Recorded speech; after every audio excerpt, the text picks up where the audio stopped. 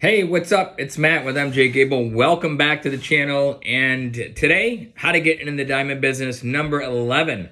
We're going to discuss diamond appraisals or jewelry appraisals in your diamond or jewelry business and whether you should or should not do them and some of the ins and outs of appraising. So we'll get right into it. There's lots of jewelers out there, to be quite honest with you, that have no business, no experience, and no knowledge of writing appraisals. It's probably one of my biggest pet peeves in this business. I literally just responded to somebody who wanted to sell me a diamond eternity band. It was in platinum. It was a 0.95 carats total weight. So it was valued probably $1,000 in the resale market. This person tried to tell me that the color of the diamonds were E and the clarity was VVS 2. Now, for those of you who are in the industry and have a trained eye and an understanding on how to grade and value these pieces, under any circumstance, do you ever call any diamond an E, VVS, anything in a mounting, unless it's certified? Unless GIA, IGI, AGS, unless some other grading lab indicated it being a VVS 1 or 2 while it was loose in an E color.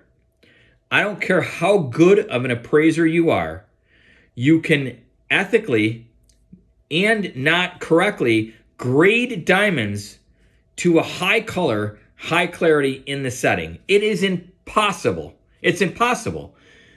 You've got prongs typically over the diamond, which covers portions of it, both the girdle, some of the crown angle, not necessarily the table, but you can't see feathers or pinpoints sometimes underneath those prongs, etc. So this person didn't have paperwork to back it up. They said it was a verbal appraisal from a jeweler.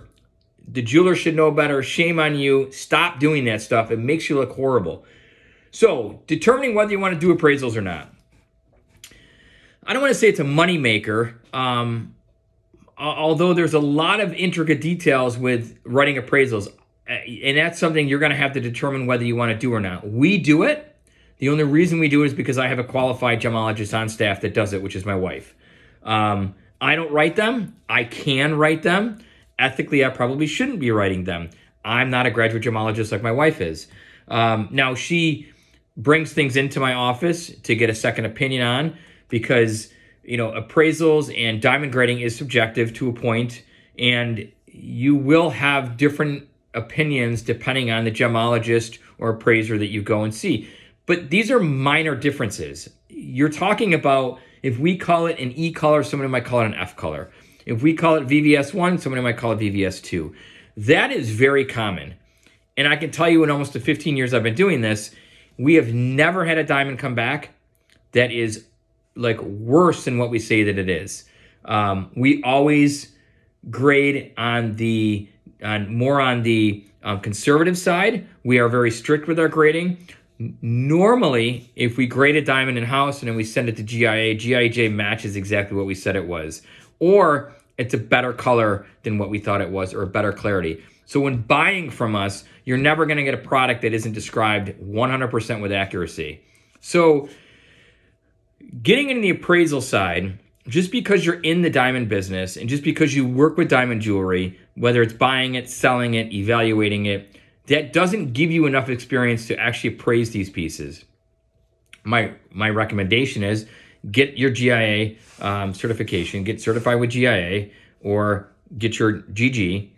Then go to a actual appraising course. And there's a couple of them. I'll find them and I'll put them down below. I haven't done it yet, but there's one specifically that I'm in touch with frequently because he belongs to a group that I belong to, and he teaches courses and classes on how to appraise this stuff accurately and correctly for the marketplace.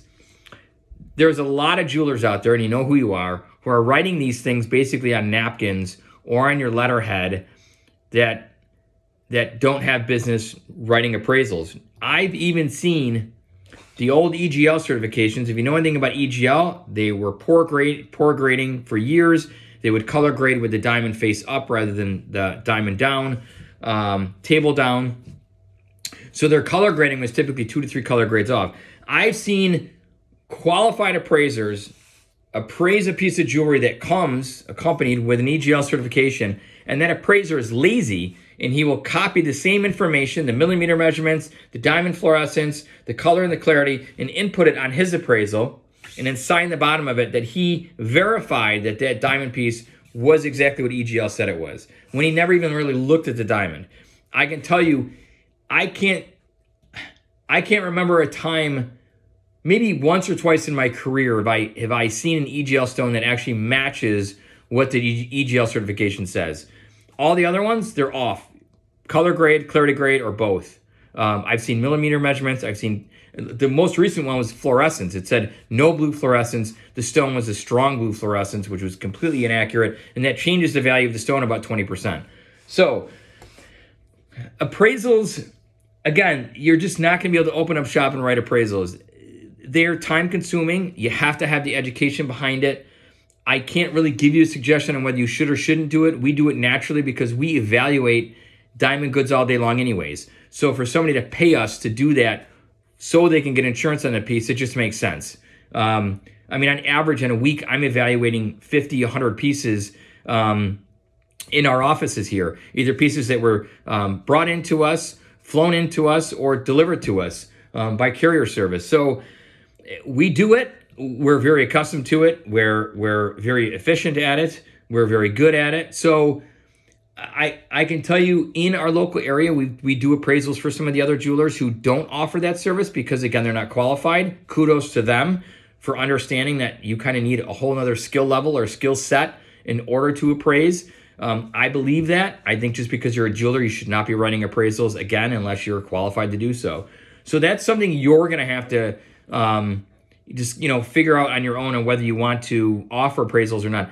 The other thing is if you are having a difficult time getting into the diamond business, which is a thing, and you like dealing with jewelry, you can just start your own appraisal company. There's many independent appraisers throughout the country that does appointment only, and they get 4 to 5 appointments a day of jewelry appraisals, and their average ticket is about $100 to $150. You do the math, it's a decent living, and the more appointments you get, obviously, the more money you make, but there's a lot of them out there. I know of a couple people within my network that write, I don't know, they'll make $100,000, $150,000 a year just off appraisal work. So, in consulting too. So, appraisals may or may not be for you. If you want to learn more about appraising jewelry, obviously reach out to me. If it's something you're considering, again, I don't have an opinion on it. We do it because we're very versed in grading and evaluating diamond jewelry. So appraisals was the topic today. That's my input on appraisals. Get educated. Don't just start writing appraisals. I think that's horrible. If you guys want to see any specific content, do me a favor, comment below. I appreciate the support. Give my video a thumbs up. I would appreciate it. And as always, guys, thanks for watching.